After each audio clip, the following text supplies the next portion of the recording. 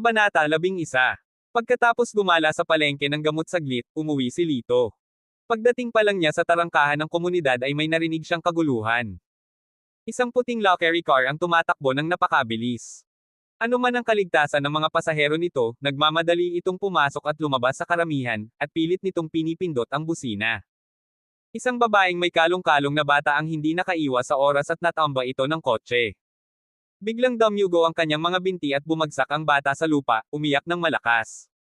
Gayunpaman, kahit na may nabangga ang karwahe, walang bakas ng paghinto. Bakit ang bastos mo? Tama. Akala mo nakakamangha ka dahil lang sa pagmamaneho mo ng lockery car. Hindi na nakatiis ang mga nanunood. Ang ilan ay lumapit sa bata, at ang ilan ay nagpatuloy upang ihinto ang mga sasakyan. Isang binata na nasa 20s ang bumaba sa sasakyan. Nakasuot siya ng sunglasses at may pinakamayabang na ekspresyon sa mukha. Ayaw mo bang mangikil? Kayong mga mahihirap, ito ay 10,000. Alisin mo iyan at lumayas ka sa harapan ko. Dahil dito, naglabas siya ng isang stack ng pera sa kotse at ibinato sa natamba na babae. How could you do this? Kung nasaktan mo siya, at least dalhin mo siya sa ospital. Akala mo nakakamangha ka dahil lang sa may 2 pirasong mabahong pera. Tama. Kung hindi mo ako bibigyan ng paliwanag, huwag kang umalis. Inis ang mga dumadaan sa inasal ng binata. Sa oras na ito, bumukas ang pinto ng passenger seat at bumukas ang isang magandang puting binti. Isa itong pares ng puting sapatos na may mataas na takong. Anong nangyayari? Nagmamadali ako. Isang maselang reklamo ang dumating, at isang napakagandang babae ang lumabas sa kotse. Ang batang babae ay mukhang mga 18 o 19 na taong gulang. Nakasuot siya ng pink na damit na Chanel at may bitbit na bag na may kaparehong tatak sa kanyang likod. Ang kanyang itim na buhok ay nakasabit sa kanyang mga balikat, at ang kanyang magandang mukha ay puno ng pagkainip. Joy, huwag kang magalit. Ako na ang bahala. Huminga ng malalim ang lalaki at sumigaw sa mga tao, ang pangalan ko ay Ming Kulez. Kilala niyo ba kung sino ang aking tiyuhin? Ang direktor ng Public Security Bureau ng distrito. Kung sino man ang maglalakas loob na hamarang sa aking daraanan, papapasukin ko ang sino man sa kulungan. Ano? Isang opisyal. Nako, hindi nakikipag-away ang mga tao sa mga opisyal. Hindi namin kayang i-provoke sila. Tara na. Ito ay isang low-end na residential quarter, at karamihan sa mga taong nakatira dito ay walang kapangyarihan o impluensya. Bagamat mainit ang loob nila, walang gustong magkaroon ng gulo. Pagkatapos ng walang magawang buntong hininga, kinailangan na nilang umalis. Hindi man lang nilingan ni Ming ang babaeng nakaupo sa lupa. Diretso niyang binuksan ang pinto at gustong umupo. Sa oras na ito, isang malakas na kamay ang nakadikit sa pinto. Tulungan mong bumangon ang ate.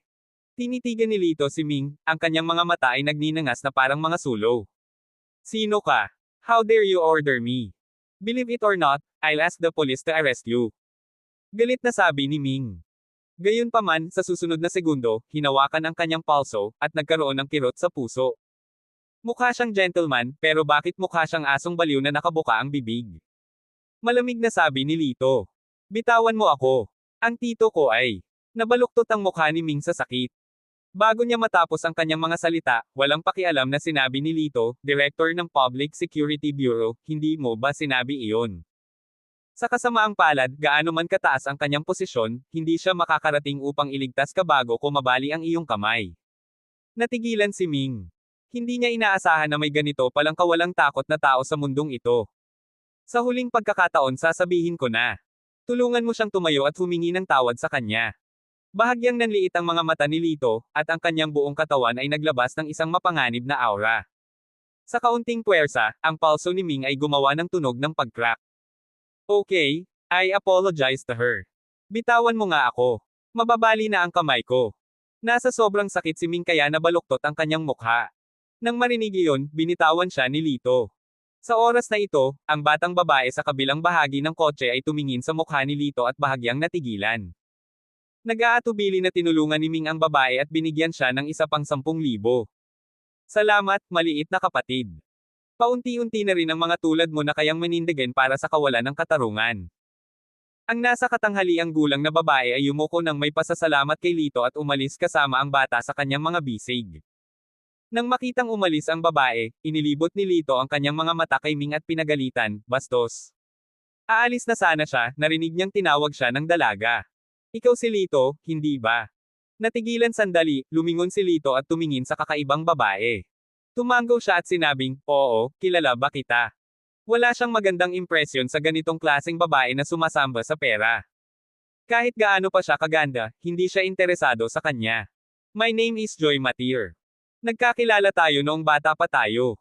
Lumapit ang dalaga, ngunit walang ngiti sa kanyang mukha, at napakalamig ng kanyang mga mata. Joy Matir. Pinaikit ni Lito ang kanyang mga mata at nag-alala. Bigla niyang naalala na parang may nobya siya na nagngangalang Joy Matir. Noong panahong iyon, bata pa siya at paminsan-minsan lang niyang naririnig na binabanggit ito ng kanyang ama. Ang matandang Panginoon ng pamilyang Matir ay may magandang relasyon sa kanyang lolo, at mahina ang pamilyang Matir. Upang mailakip ang kanilang sarili sa pamilyang Argel, ginawa ang pakikipag-ugnayan. Naalala ko. Anong ginagawa mo dito? Matagal nang nakalimutan ni Lito ang tungkol sa pakikipag-ugnayan. At saka, ito ang una nilang pagkikita, kaya hindi siya nagkaroon ng magandang impresyon sa dalagang ito ng pamilyang Matir. Nandito ako para i-cancel ang engagement. Ibinuga ni Joy ang kanyang dibdib at tumingin kay Lito na may mataas na antas. You should be aware that your inheritance rights has been stripped. Your status is not worthy of me at all. Marriage is a matter of status. Sa makatuwid, mangyaring maging malinaw sa sitwasyon. Hindi inisip ni Lito na putulin ang pakikipag-ugnayan sa babaeng ito, ngunit ang kanyang saloobin ay masyadong hindi kanais-nais. Paano kung hindi ako pumayag? Bahagyang itinaas ni Lito ang gilid ng kanyang bibig, at ang kanyang mga mata ay napakamayabang. Ikaw. Hindi inaasahan ni Joy na napakawalang modo ni Lito. Huminto siya saglit at saka sinabing, sabihin mo sa akin, magkano ang gusto mong i-cancel ang engagement? Sapat na ba ang 1 milyon? What's the point of 1 million? Sa tingin mo gusto kong kumain? Ngumuso si Lito. Hindi na nakatiis si Ming. Hoy brat, huwag kang ang mata ko, binibigyan kita ng 1 million kasi mataas ang tingin ko sayo. Tignan mo yung tinitirhan mo ngayon. Mas maganda ang buhay ng aso ko sayo. Kumuha ng 1 milyon at kumuha ng bagong bahay. Mapahamak ito, kinakausap ba kita? Sinipa ni Lito si Ming at pinabagsak ito sa lupa. Ikaw. How dare you hit someone? Napakasungit mo. Galit na galit si Joy kaya nagbago ang mukha niya.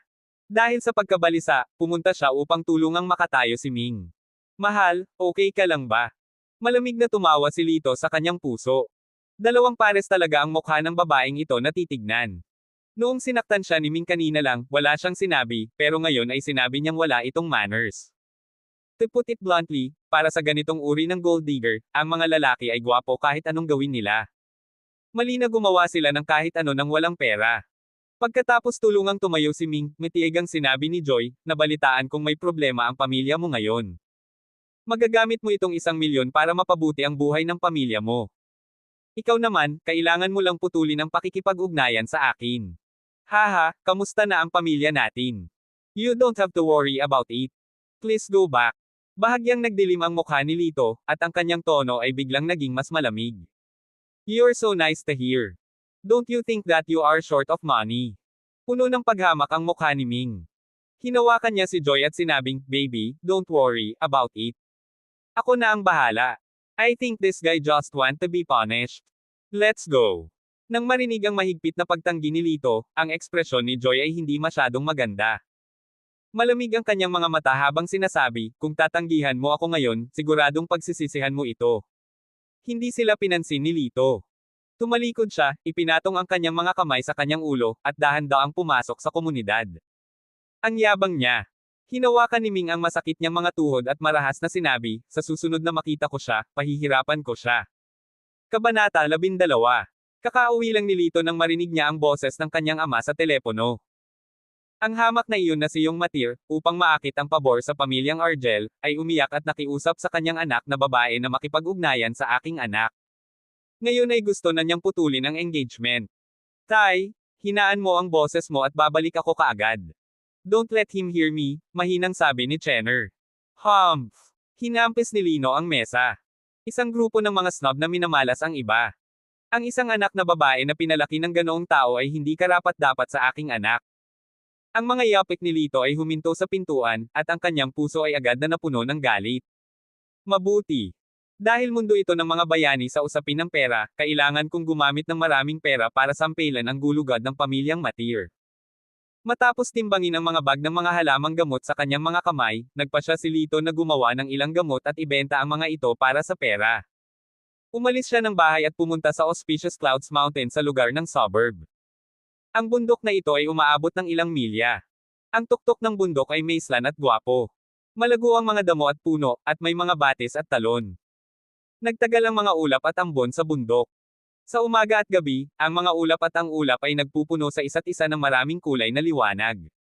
Napakaganda nito, kaya tinawag itong Auspicious Clouds Mountain.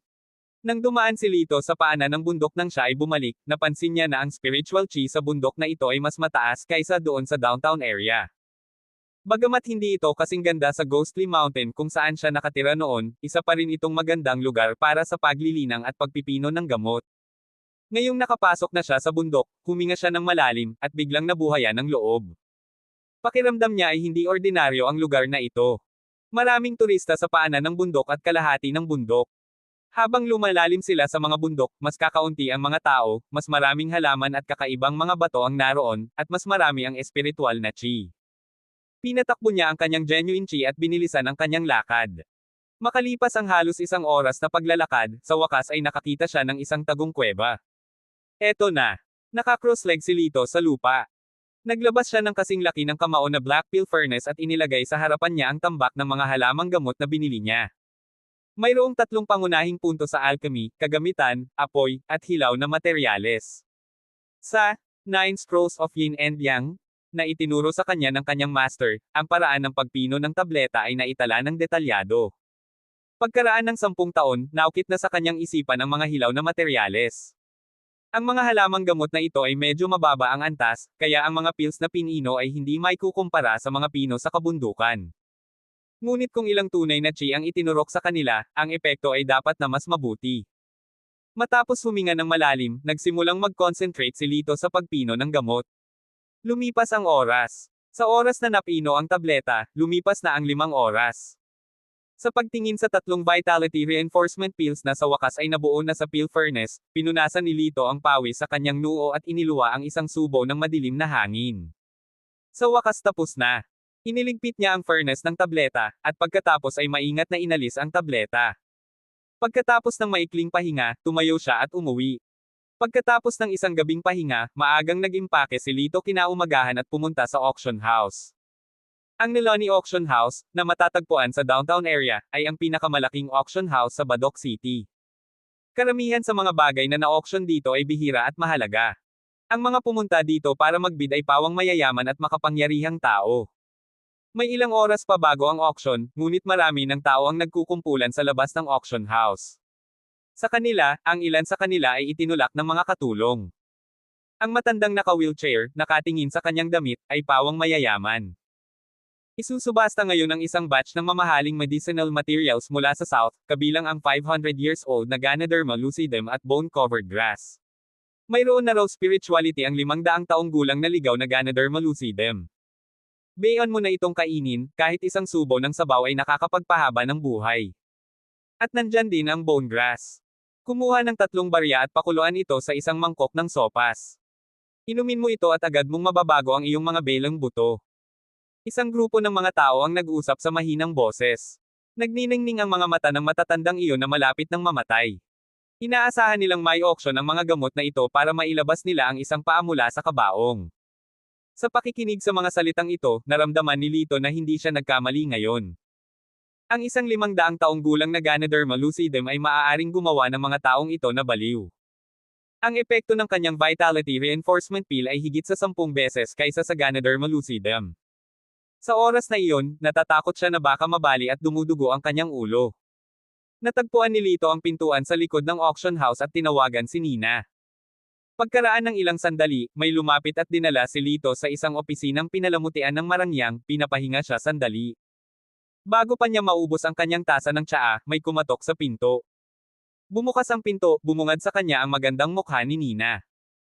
Ngayon, nakasuot siya ng golden tight suit, at ang tube top ay perpektong nagsiwalat ng isang piraso ng tanawin, na nagpapakita ng kanyang balingkinitang baywang.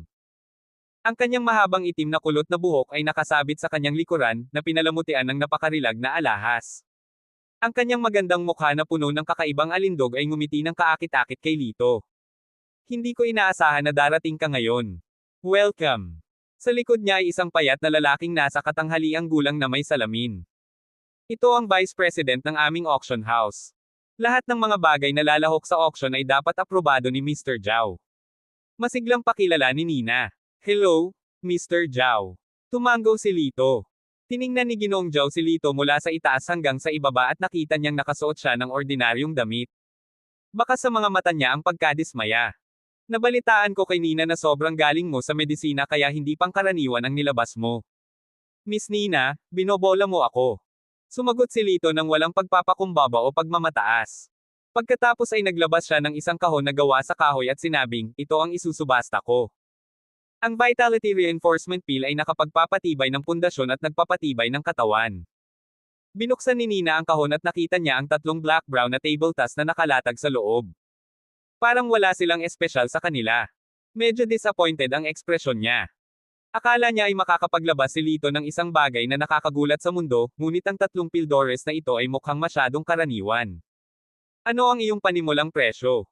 May kaunting magandang impresyon kay Lito, matiigang nagtanong siya. 1,000,000. Napakalmado ng tono ni Lito. Anong hanggal na panaginip? Ngumuso si Mr. Zhao. I think you're crazy for making a fortune, no? You want to sell it for a few million with just a few mud pellets. 1,000,000. Mahirap talaga. Bahagyang nagsalubong ang magagandang kilay ni Nina. Na-auction din namin ang item na ito dati. At most, 50,000. Ang 1,000,000 ay isang malaking halaga ng pera. Hindi man lang nagbago ang ekspresyon ni Lito nang marinig niya ang mga sarkastikong salita na ito. Masisiguro ko na ang aking Vitality Reinforcement Pill ay mas malakas kaysa sa alinman sa mga pills na nakita mo. Inilibot ni Mr. Zhao ang kanyang mga mata at sinabing, anong biro? Ang mga nagtatrabaho sa amin ay pawang mga sikat na alchemist. Paano ka, na hindi pa tumubo ng sapat na buhok, magsabi ng gayong mga mapagmataas na salita? Pagkatapos ay lumingon siya at sinabi kay Nina, Miss Nina, inaamin ko na ikaw ay tunay na may kakaibang mata. Kaya lang, sa pagkakataong ito, natatakot akong nagkamali ka. Ang taong ito ay malinaw na sinungaling. Kabanata 13. Nang marinig ito ni Nina, bahagya niyang kinagat ang kanyang mapupulang labi at tumingin kay Lito na may kaunting pag-aalinlangan sa kanyang mga mata. Huwag kang mag-aksaya ng oras. Magsisimula na ang auction. Mr. Argel, pwede ka nang umalis. Habang nagsasalita si Mr. Zhao, ikinawe niya ang kanyang kamay para tawagin ang mga security guard at hiniling sa kanila na, pakiusap, si Lito na lumabas. Nang ilapat ng security guard ang kanyang kamay sa balikat ni Lito, ginalaw ni Lito ang kanyang genuine chi at nagpapuwersa. Ang kanilang mga kamay ay tila natama ng hindi nakikitang puwersa at biglang tumalbog sa kakaibang paraan. Ano? Anong nangyayari? Laking gulat ng dalawang security guard. Nakita rin ni Nina at Mr. Zhao ang kakaibang eksena ngayon at hindi makapaniwala sa kanilang mga mata. Nakatayo lang roon si Lito at hindi gumagalaw. Tinanggal niya talaga ang kamay ng security guard. Anong klaseng martial arts ito? Kung gusto mong umalis ako, aalis ako mag-isa. Sabi ni Lito, at pagkatapos ay lumitaw ang isang matigas na ngiti sa kanyang mga labi. Pero may tanong ako. Nahihilo ka ba kanina? Hindi ka na kasing energetic dati, lalo na pagdating sa kama. Paano mo nalaman? Nagtatakang sabi ni Mr. Zhao. Then he realized na may tao pala sa tabi niya kaya awkward siyang tumahimik. Nang marinig ni Nina ang salitang, bed matter, agad na namula ang kanyang magandang mukha. Pinandilatan niya si Lito at tahimik na lumabas. Nagkunwaring hindi nakita ni Lito ang kanyang ekspresyon. Pinunasan niya ang ilong niya at tumawa. Hindi ko lang alam ang kalagayan mo, kundi alam ko rin na kahit pumunta ka sa ospital, hindi mo ito mapapagaling. Matagal na niyang nakita na ang mukha ni Mr. Zhao ay mapatla at ang kanyang pananalita ay kulang sa chi. Siya ay isang tipikal na pasyente ng labis na pagnanasa at mahinang chi at dugo. Ito ay hindi isang sakit na maaaring pagalingin ng Western medicine. Nang marinig ito ni Direktor Zhao, agad na lumitaw ang isang patong ng pawis sa kanyang noo. Bakit parang may mahiwagang kapangyarihan ang lalaking ito at sinasabi sa akin ang lahat tungkol sa akin? Kakahiwalay lang niya ng asawa noong nakaraang taon at nagpakasal sa isang magandang dalaga. Masarap ang buhay niya noon, ngunit simula nang pumasok siya sa kumpanya, madalas siyang nahihilo at nanghihina. Hindi na siya kasing galing ng dati, na labis na ikinadismaya ng kanyang bagong asawa. Nagpunta siya sa maraming ospital ng sunod-sunod. Mula sa probinsya hanggang sa labas ng probinsya, marami siyang nakitang mga dalubhasa. Uminom siya ng hindi mabilang na mga iniksyon at gamot, ngunit hindi bumuti ang kanyang katawan. Kuya, ayon sa tono mo, mapagaling mo ba ang sakit ko? Sa loob lamang ng ilang segundo, tila nagbago si Ginoong Zhao sa ibang tao, at malaki ang ipinagbago ng kanyang ugali. Sino ba ang kapatid mo? Kakasabi mo lang na mayabang lang akong tao. Dahil pinaalis mo na ako, hindi ko na kailangan magsayang ng oras dito. Pagkatapos noon, tumalikod si Lito at aalis na sana. Nang makitang aalis na talaga si Lito, mabilis na humakbang si Zhao at pinigilan siya. Malaking ngiti ang sinabi niya, "Little brother, na-offend kita ngayon lang. Kung mapapagaling mo talaga ang sakit ko, aayusin ko na agad ang auction nitong 3 Vitality Reinforcement Pills. Hindi lang yan ang gusto ko." Masayang sinabi ni Lito, "Nabalitaan ko na mananalo ang iyong auction house. Kilalang kilala na kung ang isang ordinaryong bagay ay na-auction, ang auction house ay kukuha ng 3 hanggang 5 puntos mula sa kita sa auction upang mabilang-bilang isang reward. Para naman sa patakaran, bubunot siya ng hanggang 10 puntos. Sa madaling salita, kung nag-auction siya ng 1,000,000 puntos, kakailanganin niyang makakuha ng reward na 100,000 puntos. Isa lang siyang bully sa industriya. Ang kahulugan ni Lito ay maliwanag. Bahagyang sumimangot si Mr. Zhao, ngunit nang maisip niya ang kanyang asawa sa bahay, nagngagat ang kanyang mga ngipin, pinadyak ang kanyang mga paa, at tumango. "Sige, basta't mapapagaling mo ang sakit ko, hindi lang ako mag-aasikaso ng auction para sa iyo, kundi pati libreng bayad." "Mas mabuti yan." Tumango si Lito bilang kasiyahan. Nag-aalangan na muling nagtanong si Mr. Zhao, "Hindi ko lang alam kung gaano katagal bago gumaling ang sakit na ito." Ngumiti si Lito at iniunat ang kanyang hintuturo. "1 buwan." Hinulaan ni Mr. Zhao. Hindi sumagot si Lito. Nagpatuloy si Mr. Zhao, 1 taon. Inilibot ni Lito ang kanyang mga mata at mahinahong sinabi, 1 minuto. "Nakakatawa. Halatang inaasar mo ako." Nang marinig ang gayong hindi makatutuhanang sagot, biglang nagalit si Mr. Zhao at ikinaway ang kanyang kamay para tawagan ang mga bodyguard. Sa sandaling ito, biglang kumilos si Lito. Hinawakan niya ang palso ni General Manager Zhao, kinurot ang isang daliri niya, at tinusok ang pilak na karayom sa dulo ng daliri niya. Habang ang daloy ng tunay na chi ay naturok sa mga daluyan ng dugo gamit ang pilak na karayom, si Mr. Zhao ay biglang nakaramdam ng 100 beses na mas masigla at puno ng lakas. At ang buong proseso ay wala pang 1 minuto. Sa pagtingin sa itim na dugong umaagos mula sa kanyang mga daliri, si Mr. Zhao ay natigilan. Paano ito posible? Napakaraming ospital na ang napuntahan niya ngunit nabigo siyang gamutin ang sakit. Paano ito nalulunasan ng binatang ito sa simpleng paraan? Ang mga nakablock na daluyan ng dugo ay naalis na, at ang mga lason ay naalis na. Ang iyong katawan ay karaniwang maayos. With this, naglabas siya ng maliit na bote ng gamot. Ito ang pulbos na gawa sa nalalabi ng Foundation Elixir. Inumin mo ito na may tubig, at ginagarantiyahan kung ikaw ang magiging groom gabi-gabi. Hindi nagatubili si Ginoong Zhao. Hiniling niya sa isang tao na buhusan siya ng 1 basong tubig at ininom ang pulbos. Sa isang iglap, isang malakas na puwersa ang kumalat mula sa kanyang tiyan hanggang sa kanyang mga paa at buto. Nag-init ang kanyang mga kamay at paa, at tila walang katapusang enerhiya. Kung ang nalalabi lamang na gamot ay may ganoong epekto, gaano kalakas ang Vitality Reinforcement Pill na ito? Nahirapang paniwalaan si General Manager Zhao. "Master, please wait a moment. I'll arrange an auction for you. I don't know if you need to show your medical skills in person. Then the auction will be the best." Magalang na sabi ni Ginoong Zhao. Ikinaway ni Lito ang kanyang kamay. "No need. Ayokong malaman ang pangalan ko." Alam na alam niya na isa lamang siyang walang kapangyarihang binata. Magiging kasalanan ang magkaroon ng kayamanan. Ito ay magiging masama kung siya ay napunta sa hindi kinakailangang gulo. "Nakuha ko na." Masunaring tumango si Mr. Zhao.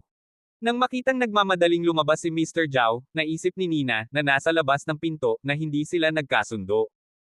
Sa hindi inaasahang pagkakataon, sinabi niya na may masayang mukha, pumunta at ayusin ang Vitality Reinforcement Pill ni Great Master Argel sa pinakamagandang posisyon. Ang panimulang presyo ay 1,000,000. "Master Argel."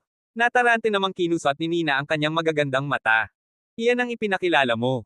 Lito Argel, siya ang ating natatanging panauhin. Dapat natin siyang tretuhin ng mabuti." Sabi ni Mr. Zhao sa mahinang boses, saka nagwagayway ng kamay at nagmamadaling umalis. Habang pinapanood si Mr. Zhao na umalis, inilagay ni Nina ang kanyang mga kamay sa likod niya at sumulyap sa opisina. Bumulong siya, paano nakumbinsi ng batang ito si Mr. Zhao? Gusto mo bang malaman? Biglang lumabas ng kwarto si Lito, lumapit kay Nina, at tumingin sa kanya ng nakangiti. Tumango-tango si Nina na parang hinihimas ang bawang. Ang kanyang katanji tanging maliit na mukha ay puno ng pag-asa, at ang kanyang sexing mapupulang labi ay bahagyang nakabuka. Nagkaroon ng hindi maipaliwanag na tukso. Lumapit si Lito sa kanya. Puno ng makapal na halimuyak ng rosas ang dulo ng kanyang ilong na nagmumula sa kanyang katawan. Nabuhayan siya ng loob. Secret. Ngumisi siya, saka tumalikod at naglakad palayo. Little bastos. How dare you tease me? Natauhan si Nina at napatapak ang mga paa sa galit. Hindi niya maiwasang magmura, at bumagsak ang mga balikat niya. Pagkalabas ng opisina, dumiretso si Lito sa auction hall. May 10 minuto na lang bago magsimula ang auction. Ang pulutong ay nagsisiksikan sa bulwagan, na parang natatakot silang mawala ng ilang kayamanan. Lito, nagkataon lang. Isang babaeng malapilak na kampanang boses ang dumating. Sa pagtingin kay Ling, na dahan-daang naglalakad, si Lito ay nagulat din. Hindi niya inaasahan na pupunta siya sa auction. Kabanata 14. Nakasuot siya ng mahabang puting damit ngayon. Ang kanyang mahabang buhok ay lumilipad, at ang kanyang magandang figure ay bahagyang nakatago at bahagyang nakikita. Sabay-sabay na napatingin sa kanya ang lahat ng lalaking nakapaligid sa kanya. Kung hindi dahil sa isang matanda na may kulay uban at seryosong mukha na sumusunod sa likod niya, matagal nang may nagtangkang pasayahin siya. Ano ang bibilhin mo? Walang pakialam si Ling sa mainit na mga mata na iyon at nakangiting tinanong si Lito. Ayaw maglibot ni Lito sa pamimili, kaya casual siyang sumagot, halika at tingnan mo. Miss Elder, magsisimula na ang auction. Punta tayo sa private room. Paalala ng matandang nasa likod niya. Saglit na nag-alinlangan si Ling at tila nahihiya. Tumingin siya kay Lito. Ikaw. Dumating mag-isa. Bakit hindi tayo magsabay? Nagbook si Ling ng pribadong silid. Ang kapaligiran ay higit na maganda kaysa sa bulwagan, kaya't napakalinaw ni Lito tungkol dito. Nagkibit balikat siya. Hindi na kailangan. May upuan na ako. Dahil tinanggihan ni Lito, bumagsak ang maliit na mukha ni Ling, at puno ng pagkabigo ang kanyang mga mata. Sige, mauna na ako. Hinintay ni Lito na umalis si Ling bago pumasok sa pangunahing bulwagan. Gayunpaman, bago siya humakbang, narinig niya ang isang tinig na puno ng paghamak sa likuran niya. Bakit nandito ang lalaking iyon? Ano kaya ang kaya niyang bayaran? Bahagyang tumingin sa gilid si Lito at nakita si Ming, nakakaaway lang kahapon, nakatayo sa hindi kalayuan. Nasa tabi rin niya si Joy, malamig na nakatingin sa kanya. Isang binata na nakaistilong damit ang naglalakad kasama nila. Halata namang galing siya sa mayamang pamilya. Siya ba ang nanakit sa'yo kahapon? Ang mayamang lalaki ay tumingin kay Lito ng masama. Mukhang hindi siya masyadong malakas, di ba? Gusto mo bang ipaghiganti kita? I promise I'll make him kneel down and call me dad within 3 moves. Young master yan, magsisimula na ang auction. Huwag mong sayangin ang oras mo dahil sa kanya. Naiinip na sabi ni Joy. Dahil ayaw kanselahin ni Lito ang pakikipag-ugnayan kahapon, matibay ang paniniwala niya na isa itong hamak at ayaw na siyang tingnan muli. Pagkatapos ng insidente kahapon, napakalinaw ni Ming tungkol sa kakayahan ni Lito, ngunit ngayon ay may kasama na siyang isa pang katulong, kaya natural na gusto niyang maghiganti. Matuwid si Kuya Rick. Dumalo muna tayo sa auction. Kapag tapos na ang auction, tere na at turuan natin ng leksyon ang kawawang walang alam sa kalawakan ng langit at lupa. Habang iniisip ang kasiyahang tinapakan niya, ang mukha ni Ming ay nagpakita ng walang katulad na kalupitan at kasiyahan. Bagamat halos 10 metro ang layo nila sa isa't isa, maririnig pa rin ni Lito ang kanilang mga bulong. Pinaganya ni Lito ang kanyang mga tainga at bumaantong hininga. Bastos. Pagkatapos ay umiling siya at naglakad papunta sa auction hall, naglalakad sa sulok ng huling row. Bago pa makaupo si Lito, narinig niyang may nang-aasar sa kanya. Uy! Hindi ba ito ang unang young master na si Argel? Bakit siya nakaupo sa huling hanay? Maririnig mo ba ang mga salita ng auctioneer mamaya? Binuksan ni Lito ang kanyang mga mata at nakita si Ming na nakatingin sa kanya ng mapanukso. Ang mga upuan ng auction house ay kailangang mabook ng maaga. Kung mas maraming upuan ang nakaupo sa harap, mas mataas ang presyo. Ang huling hilera ay natural na pinakamura. Karamihan sa mga taong lumahok sa auction ay may kaunting yaman. Maliban kung walang upuan, walang pipili sa huling hanay. Kalmadong umupo si Lito at mahinang nagsabi, wala akong binibili, hindi na kailangang umupo ng malapit sa harapan. Sa sandaling sinabi niya iyon, nagkatinginan sina Ming at Rick yan at saka humagalpak ng tawa. Bastos, bakit ka pumunta dito para magpakitang gilas kung wala ka namang bibilhin? I don't think you can afford the seats in front. Tutal, nakatira ang pamilya mo sa mahirap na lugar. Nang marinig ito ng mga tao sa paligid niya, lahat sila ay nanunuya kay Lito. Anong ginagawa mo dito kung ayaw mong i-auction? Tama. Hindi ka man lang makapagpa-reserve sa harap. Joke ang pag-attend ng auction. Hindi pinansin ni Lito ang mga mata ng ibang tao at malamig na tumingin kay Ming. Mukhang nabali ang kamay mo kahapon. Bagamat isang casual na tingin lang, para itong malalim at malamig na itim na kailaliman, na hindi maiwasang manginig si Ming. Humph, kapag natapos na ang auction, tingnan natin kung paano kita haharapin. Mabangis na ungol ni Ming at lumayo ng may hinanakit. Si Joy, na nakasuot ng mahabang asul na damit, ay pinananatiling malamig ang mukha mula simula hanggang dulo at hindi tumingin kay Lito. Sa sandaling ito, dahan-daang bumukas ang kortina sa entablado, at magsisimula na ang auction. Isang magandang figure ang lumitaw sa entablado. Si Nina, na nakasuot ng mahabang gininto ang damit, ay nakangiti ng kaakit-akit sa lahat. Hello, everyone. I'm the auctioneer of this auction. My name is Nina. Isang buntong hininga ang buntong hininga ng mga manunood, at lahat ng mata ng mga lalaki ay nakatuon sa kanya. Ang kanyang malagatas na balat at kaakit-akit na berdeng mga mata ng pusa ay nakamamatay sa mga lalaki. Anong maliit na halimaw? Sabay-sabay na bumantong hininga ang mga tao. Samantala, si Ming at Rick, na nakaupo sa ikatlong hanay, ay nakatingin din kay Nina na may matako na mga mata. Sa sandaling ito, ang tingin ni Nina ay dumapo sa sulok ng silid at dumapo kay Lito. Bahagya siyang kumunat ang noo, saka kinawayan ang maliit niyang kamay at tumawag ng waiter. Itinuro niya ang posisyon ni Lito at bumulong ng ilang salita sa kanyang tainga. Kilala ba niya si Lito? Naguguluhang tanong ni Rick. Ngumuso si Ming. Si Nina ay isang sikat na social butterfly sa Badok City. Ang lalaking nakapaligid sa kanya ay mayaman o marangal. Paano niya malalaman ang kawawang taunan? Tumango si Joy bilang pagsang-ayon. Ganap na mula sa dalawang magkaibang mundo sina Lito at Nina. Sa ilalim ng tingin ng lahat, lumapit ang waiter kay Lito. Mr. Argel, iniimbitahan ka ni Miss Nina sa VIP seat sa harap. Magalang na sabi ng waiter. Si Ming at ang iba pa ay nakaupo sa front row, hindi marinig ang sinabi ng waiter. Sinabi ni Ming na may malungkot na mukha, I bet na itataboy nila ang lalaking iyon. Papayag na sina Rick at Joy nang makita nilang tumayo si Lito. Sa patnubay ng waiter, sunod-sunod siyang naglakad. Sa huli, pumunta siya sa VIP seat sa front row at umupo sa medyo maayos na posisyon. Paano? Paano ito posible? Ayaw maniwala ni Ming sa kanyang nakita, para siyang tinamaan ng kidlat. Dapat pansinin na hindi tulad ng mga hilera ng mga upuan sa likod, ang mga VIP na upuan sa harap ng bulwagan ay ang pinakamataas na klase ng mga upuan bilang karagdagan sa mga pribadong silid. Ito ay hindi isang posisyon na maaaring i-reserve sa pera. Tanging ang mga VIP customer ng hall ang may karapatang maupo. Anong karapatan niyang maupo sa VIP seat? Nagngangalit si Ming sa galit, ngunit wala siyang magawa.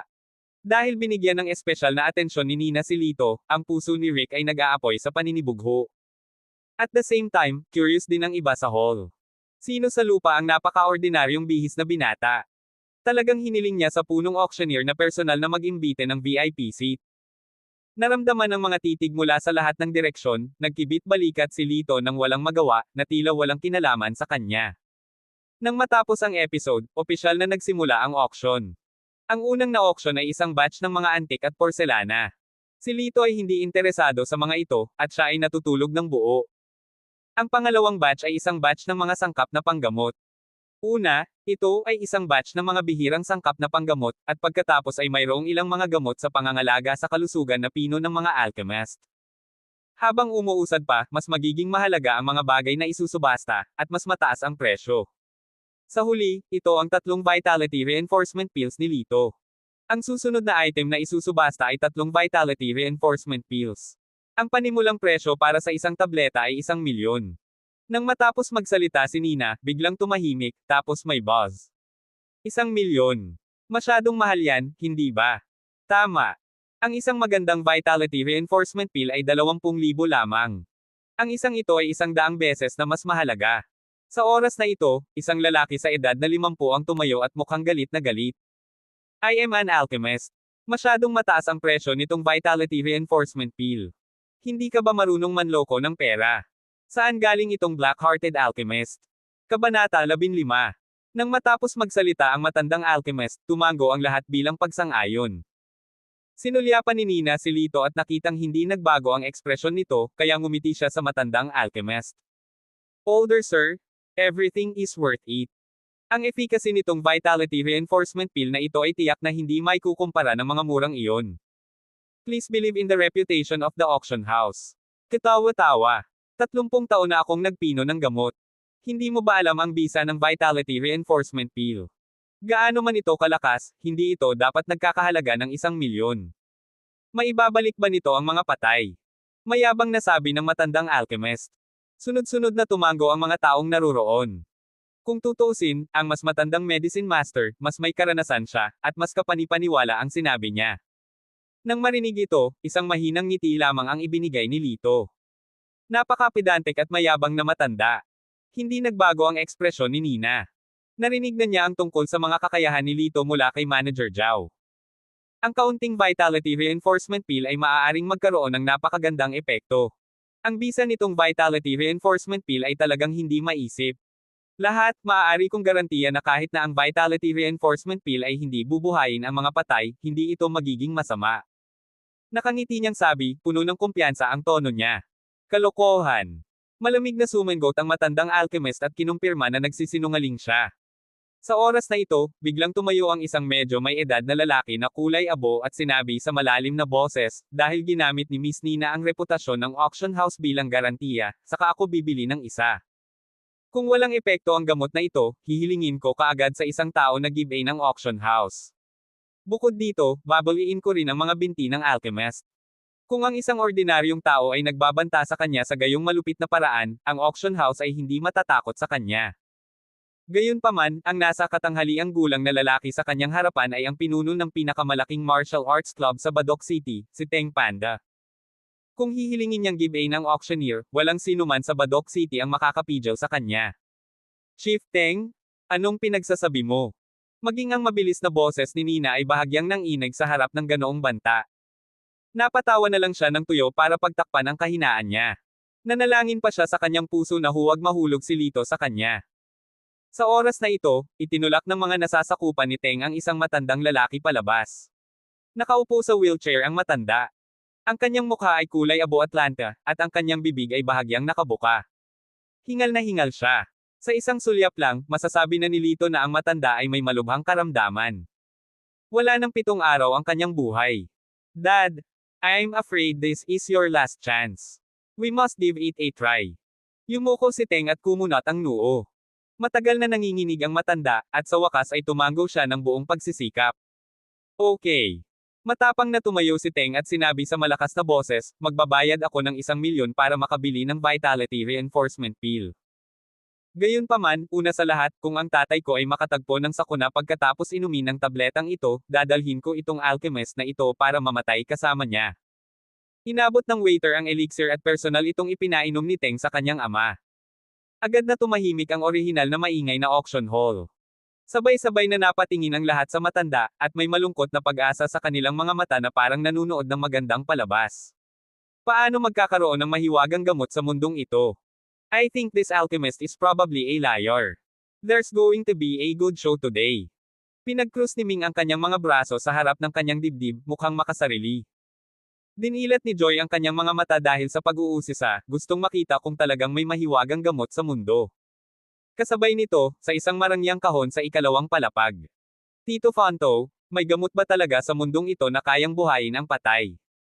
Hindi napigilan ni Ling na tanungin ang matandang katabi niya. Umiling si Uncle Fanto. I don't really believe it, but there are mountains outside and there are people out there. Baka may master talaga na kayang magpino ng ganitong klase ng magic medicine. Nang marinig ito, agad na lumiwanag ang matubig na mga mata ni Ling. Kung talagang mabisa ang gamot, ibig sabihin expert ba ang alchemist sa likod nito? Oo naman. Tumango si Uncle Fanto. Ito nga lang, ang isang eksperto sa antas na ito ay hindi nais na ipakita ang kanyang mukha. Natatakot ako na napakahirap para sa sino man na mag-imbite sa kanya. Nang marinig ito, ibinuka ni Ling ang kanyang mga labi. Sa ilang kadahilanan, biglang lumitaw sa kanyang isipan ang kalmadong mukha ni Lito. Napakabata niya, paano siya naging alchemist? Itinaas ni Ling ang kanyang makatarungang mga daliri at idiniin ang kanyang mga templo. Pakiramdam niya ay masyadong walang katotohanan ang ideyang ito. Umiling siya, mabilis niyang inalis sa kanyang isipan ang biglaang pag-iisip na ito. Sa sandaling ito, biglang nagkaroon ng kaguluhan sa bulwagan sa ibaba. Pagkatapos uminom ng Vitality Reinforcement Pill, biglang kumaibot ang matanda at nagluwa ng puting foam. Tatay! Dilat na dilat ang mga mata ni Teng. Galit niyang sinigawan si Nina, anong nangyayari? Sect Leader Teng, please calm down. Let's talk about it. Hindi rin alam ni Nina kung ano ang nangyayari, kaya kinakabahan siyang tumingin kay Lito na may maputlang mukha. Tara! Wasakin mo ang auction house. Ikinaway ni Teng ang kanyang braso at sumigaw. Ang kanyang mga tauhan ay tumugon at kumilos, handang kumilos. Lumapit din ang mga security guard ng Nalendol Auction House para harapin sila, at ang magkabilang panig ay nakabunot ng mga punyal. Biglang isang matandang boses ang tumunog. Tumigil nga kayong lahat. Sa ilalim ng hindi makapaniwalang mga tingin ng lahat, si Old Master Panda ay biglang tumigil sa pagkibot at dahan-daang umupo. Si Teng, na may galit na ekspresyon sa mukha, ay natigilan. 10 buong segundo niyang tinitigan ang kanyang ama bago siya biglang natauhan. Napuno agad ng tuwa ang mukha niya. Dad, ano ang pakiramdam mo? Pumikit ang matanda, huminga ng malalim, at dahan-daang bumuga. Sabi niya, mukhang nabuhay na naman ako. Ang mukha ng matanda ay naging malusog ng malusog. Maingat na tinulungan ni Teng ang matanda na makatayo. Tinulak siya ng matanda at mag-isa siyang naglakad. Nang makita ng mga manunood ang eksenang ito, nalaglag ang kanilang mga panga sa gulat. Isang matandang nasa bingit ng kamatayan ang nagawang makalakad sa lupa pagkatapos uminom lamang ng isang tableta. Si Ming at ang iba pa, na naghihinalo noon, ay nanlaki din ang kanilang mga mata sa gulat sa sandaling ito. Paano ito posible? Sa pagtingin sa nagulat na mga tao sa bulwagan, ngumiti si Lito at mahinahong tinikman ang tsaa. Nang makabawi ang lahat mula sa kanilang pagkagulat, isang dagindong ang biglang sumabog sa bulwagan ni Ian ay kalahati. Bigyan mo ako ng Vitality Reinforcement Pill. Magbabayad ako ng 2 milyon, at iinuman ko itong Vitality Reinforcement Pill. Mapahamak ito, kung gusto mo akong manakawan, bibigyan kita ng 5 milyon. Kahit na may karanasan at may kaalaman si Nina, nabigla siya sa matinding bidding sa kanyang harapan. Pagkatapos ay ngumiti siya kay Lito na may kaakit-akit at palihim ng ngiti. Sa huli, ang isa sa natitirang 2 Vitality Reinforcement Pills ay binili sa mataas na presyo na 10 milyon, at ang isa ay binili sa presyo na 12 milyon. Maraming tao na gustong bumili ng Vitality Reinforcement Pill ang nakaligtaan dahil hindi sila nagdala ng sapat na pera. Pinalo nila ang kanilang mga dibdib at itinadyakan ang kanilang mga paa na nakakaramdam ng inis. Si Teng, na bumili ng unang Vitality Reinforcement Pill, ay may maswerteng hitsura sa kanyang mukha. Nakabili siya ng ganoong kayamanan sa mababang presyo na 1 milyon. Tumango si Lito na may kasiyahan. Ang sitwasyon ay halos pareho sa kanyang inaasahan, ngunit hindi niya inaasahan na may isang taong handang magbayad ng 10 milyon upang bumili ng isang maliit na Vitality Reinforcement Pill. Sa maikling panahon lang, nakakuha na siya ng 23 milyon. Dati, lagi siyang dinadaya ng kanyang amo sa pera at sinasabing mas mahalaga ang kaalaman na itinuro niya sa kanya kaysa sa kaba ng bansa. Hindi malaking bagay na magnakaw ng daan-daang pera mula sa kanya para makabili ng alak at sigarilyo. Sa oras na iyon, tiyak na hindi siya naniniwala. Ngunit ngayon ay tila hindi siya nilinlang ng matandang multo. Nakatayo sa entablado, namumula sa excitement ang magandang mukha ni Nina. Hindi niya inaasahan na ang isang maliit na Vitality Reinforcement Pill ay magdudulot ng ganoong kainit na laban. Napatingin siya sa kalmadong binata sa harap na hilera gamit ang mga mata nitong puno ng tubig. May kaunting curiosity at exploration sa kanyang maamo at kaakit-akit na mga mata. Kabanata 16. Nang huminahon ang auction house, dumating ito sa huling round ng auction, pangunahin ang mga alahas. Walang interes dito si Lito at ipinikit ang kanyang mga mata para magpahinga. Ang round na ito ay pangunahing binubuo ng mga babaeng bumibili na mas aktibo, ilang mga kwintas na diamante at iba pa. Sa oras na ito, nakangiting sinabi ni Nina, ang susunod na item ay isang pambihirang pearl chain na may imperial crown. Ito ay natural at simetriko na patak ng luha. Ito ay isang kumpletong kayamanan, at ang panimulang presyo nito ay 300,000. May pilak na kwinta sa itim na velvet na tela, kung saan may isang mapusyaw na pink na hugis luhang perlas. Ito ay perpekto sa parehong kinang at hugis. Nang makita ng mga babaeng naruroon ang alahas na ito, hindi nila naiwas ang purihin ito. Nakaupo sa ikatlong hanay, tiningnan ni Joy ang kwintas na may pinanibik sa kanyang mga mata. Mahal, bibilhin ko ito bilang regalo sa iyong kaarawan ngayon. Sa hindi kalayuan, may kumpiyansang sabi ni Ming. Hindi naman masyadong mahal di ba? Nahihiyang tumango si Joy, at ang kanyang mga mata ay nagniningning sa pagnanasa nang tumingin siya sa Pearl. Ibinaling ni Ming ang kanyang mga mata at tumingin kay Lito, na natutulog sa mesa. Ngumisi siya at sinabing, ang daan-daang libo ay tiyak na hindi sapat para sa mga mahihirap na tao tulad ni Lito, ngunit hindi ito malaking bagay para sa akin. Salamat, mahal. Tumingin si Joy kay Ming nang may paghanga. Bawat salita na kanilang sinabi ay pumasok sa tenga ni Lito. Bigla niyang iminulat ang kanyang mga mata, at bakas ng sama ng loob ang bumungad sa kanyang malinaw na mga mata. Haha, tanga, sa sobrang hilig mong makipag-compete, bubusugan kita. Opisyal na nagsimula ang auction. Si Ming ang unang nagtaas ng kanyang card. 400,000. 500,000. Sigaw ng isang maharlikang ginang. 600,000. Sabi ni Ming na may maluwag na mukha. 650,000. Isa pang anak na babae ng isang mayamang pamilya ang nagtaas ng kanyang plato. Humph! Gusto mong tumawad sa akin. Si Ming ay mukhang nakakahiya. Itinaas niya ang plato at sinabing, 800,000. Ang anak na babae ng isang mayamang pamilya ay nagngangalit ang kanyang mga ngipin at medyo nahihirapang nagsabi, 900,000. 1,000,000. Pinag-cross ni Ming ang kanyang mga braso sa kanyang dibdib at tumingin sa iba. Sandaling katahimikan ang namayani sa field. Nakikita ng lahat na determinado si Ming na makuha ito. Bagamat napakaganda ng kulay ng perla sa kwintas, isa lang naman iyon. Ang 1,000,000 ay mas mahalaga kaysa sa halaga. Bagamat ang anak ng isang mayamang pamilya ay nag-aatubili na umalis, wala siyang pagpipilian kundi ang sumuko na may madilim na mukha. Wala namang tumatawag di ba?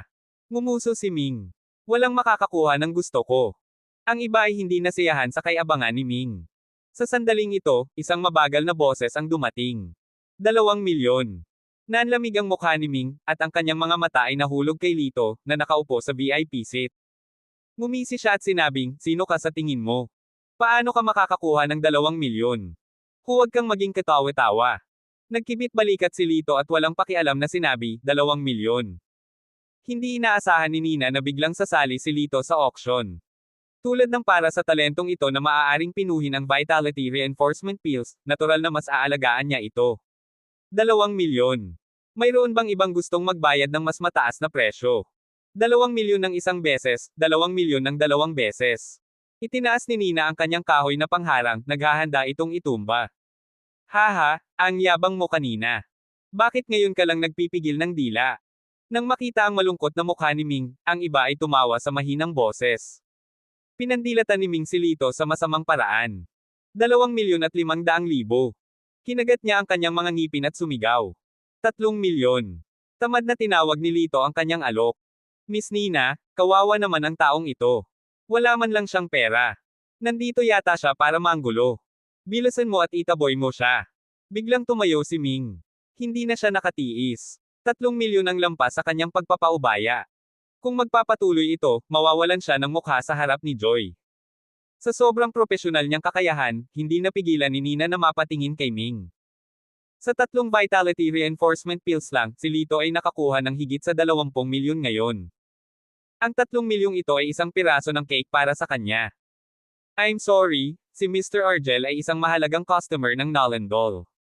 Hindi namin matugunan ang anumang mga kinakailangan. Nawala ang ngiti sa mukha ni Nina, at bahagyang naningkit ang malapusan niyang mga mata. Gusto mo pa bang tumawad ng 3,000,000? Namula ang mukha ni Ming. Bagamat siya ang young master ng isang mayamang pamilya, limitado ang baon na binigay ng kanyang mga magulang. Maaari siyang gumastos ng 1,000,000 ng basta-basta, ngunit gumastos siya ng 3,000,000 para makabili ng kwintas para mapasaya ang isang babae. Siguradong matuturuan siya ng leksyon ng kanyang mga magulang sa kanyang pagbabalik. Tinitigan niya ng masama si Lito, galit na umupo, at sinabi sa mahinang boses, Brat, maghintay tayo at tingnan. Sa kabilang banda, ang magandang mukha ni Joy ay puno ng pagkabigo. 3,000,000 once, 3,000,000 twice, 3,000,000 thrice, deal. Magalang na lumapit si Nina kay Lito at iniabot sa kanya ang kwintas. Pumikit siya ng mapang-akit. Mr. Argel, congratulations. Ang mahalagang Tang Crown Pearl Bracelet na ito ay sa iyo. Hindi ko alam kung sinong babae ang may ganoong swerte. Pakiramdam ni Lito ay walang magawa sa harap ng panunukso ng halimaw na ito. Kinapa niya ang kanyang ilong at nagkunwaring walang narinig. Sumunod, nagpatuloy ang auction, at hindi nagtagal ay na-auction ang natitirang ilang item. 23 million ang nailipat sa iyong account. Sa opisina, iniabot ni Nina ang bank card kay Lito na nakangiti. Tumango si Lito. Bumili ako ng kwintas at ibabawas mo pa. Haha, Kuya Argel, bakit mo ibinubutos? Itong pearl necklace ay personal kong regalo sa'yo. Puno ng kulubot ang mukha ni Mr. Zhao, at mukhang sinusubukan niyang pasayahin siya. Tumango si Lito at walang pag-aalinlangan na tinanggap ang bank card. Napagaling na niya ang karamdaman ni Mr. Zhao, kaya hindi naman masyado para sa kanya na tanggapin ang kwintas na ito. Walang anuman ang maliit na kwintas na ito. Sana ay magkaroon ng magandang gamot si Mr. Argel sa susunod. Pakibigay na lang sa amin para sa auction. Siguradong may mga benepisyo para sa iyo. Sa sandaling naisip niya ang engranding okasyon ng auction, tuwang-tuwa si Mr. Zhao kaya pinunasan niya ang kanyang mga kamay. Para sa isang auction house, ang kahalagahan ng mga kalakal ay parang tubig sa ilog. Kung handa si Lito na mag-supply ng Vitality Reinforcement Pill ni Grand Elder sa mahabang panahon, tiyak na malaki ang pakinabang nito sa mga benepisyo ni Grand Elder. Sa ilalim ng sabik na titig ni Ginoong Zhao at Nina, walang pakialam na tumango si Lito at sinabing, hanggat angkop ang proporsyon, wala akong tutol. Siyempre, hindi ka namin hahayaang makaranas ng anumang pagkalugi. Nakangiting sabi ni Ginoong Zhao, nagniningning ang kanyang mga mata sa katalinuhan ng isang negosyante. Sa harap ng dalawang fox na ito, ayaw nang magsalita pa ni Lito. Pagkatapos ng simpleng palm, tumalikod na siya at umalis. Pagtingin sa matangkad at tuwid na likod ng binata, nakasandal ang kaakit-akit na anyo ni Nina sa halijing bato, medyo malabo ang ekspresyon nito. Ang ma-refine ng isang tableta ng ganitong antas sa murang edad, talagang nakaka-curious ako. Sino ba talaga siya? Tumango si Mr. Zhao at sinundan ng kanyang mga mata si Lito. Mula sa kanyang hitsura, natatakot ako na ayaw niyang ibunyag ang kanyang pagkakakilanlan. Wala na tayong masyadong pakialam. Ito ang pinakamahalagang bagay para sa kanya na magdala ng mga benepisyo sa Nolendol Auction House. Umalis si Lito sa auction house at dahan-daang naglakad patungo sa isang maliit na daanan. Hindi nagtagal, sumimangot siya. Halata namang may sumusunod sa kanya. Tumigil siya, at malamig ang boses niya. Sino ka at ano ang gusto mo? Lumabas ka. Lumapit silang dalawa sa gilid. Gaya ng inaasahan, sina Ming at Rick. Pareho silang may hawak na rubber stick sa kanilang mga kamay at ngumiti ng masama. Ang iyong mga tainga ay medyo sensitibo. Kumuulo ang mga sulok ng bibig ni Rick habang papalapit siya kay Lito sa masamang paraan. Ang kanyang tingin ay casual na tumawid sa rubber rod sa kanyang kamay, at walang bahid ng kaba sa mukha ni Lito. Gusto mo bang lumaban? Tinaas niya ang kanyang kilay at sinabi sa mapaglarong tono. Inihagis ni Ming ang makapal na rubber stick sa kanyang braso at pagkatapos ay itinutok ito ng diretso sa ilong ni Lito. Hihi, natatakot ka ba? Pinahiya mo ako ngayon. Puno ng kasamaan ang kanyang mga mata. Ngumisi siya at sinabi, gayunpaman, kung iiwan mo ang kwintas na perlas, maaari akong magpakita ng awa at maging banayad sa iyo. Kabanata 17. Idiniin ni Lito ang kanyang mga templo at biglang nakaramdam ng pananakit ng ulo. It was a piece of cake for him to deal with these two playboys. Hindi sulit ang pag-aaksaya ng oras sa gayong tao. Sa pag-iisip nito, hindi niya maiwasang mapabuntong hininga.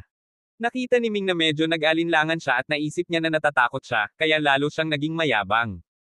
Kung natatakot ka, iabot mo ang kwintas ng masunurin. Mabangis niyang sabi. Natatakot. Isang pahiwatig ng lamig ang bumungad sa mga itim na mata ni Lito. Hindi ko pa alam kung paano isulat ang karakter na ito. Wala siyang choice kundi igalaw ang kanyang mga kamay at paa. Mariin niyang idiniin ang kanyang mga daliri at akmang kikilos nang marinig niya ang sigaw ng isang babae. Stop! How dare you hit someone in broad daylight? Natigilan si Lito. Tumingin siya sa direksyon ng boses at nakita si Ling na mabilis na naglalakad. Sa likod niya, bukod sa matanda kanina, may dalawang matangkad na lalaking nakaitim. Bodyguard daw sila. Nang makita ni Rick at Ming si Ling, nagliwanag ang kanilang mga mata. Ang kanyang maiinit na mata ay lumipat mula sa kanyang magandang mukha patungo sa kanyang matambok na dibdib, at pagkatapos ay tumingin sa kalahating nakatagong magagandang binti sa ghost dress. Nais nilang maidikit ang kanilang mga mata ng diretso sa kanyang katawan. Hoy, beauty, mali ang pagkakaintindi mo. Wala kaming nataman.